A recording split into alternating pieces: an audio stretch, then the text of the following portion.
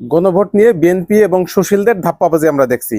ইতিপূর্বে আমরা যখন বলেছিলাম সংবিধান সংস্কার করতে হবে বা সংবিধান চেঞ্জ করতে হবে, পরিবর্তন করতে হবে, তখন আমাদেরকে বলতো আপনাদের ভিত্তি কি, আপনাদের সাথে কি জনগণ আছে, আপনারা পারলে জনগণ থেকে ভোট নিয়ে দেখান, জনগণের ম্যান্ডেট প্রমাণ করে দেখান, তারপরে এই কথা দাবি তুললেন।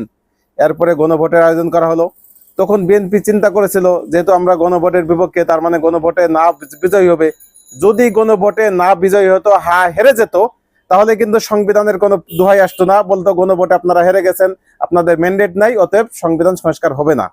কিন্তু যখন গণভোটে আমরা বিজয়ী হলাম, মানুষ গণভোটের পক্ষে ভোট দিল এবং বিপুল ভোটে গণভোট বিজয়ী হলো, তখন তাদের ধাপ্পাবাজি, সেই ট্রাম্প কার্ড, তারা এখন সংবিধান সামনে এনে বলছে সংবিধানে গণভোট নেই।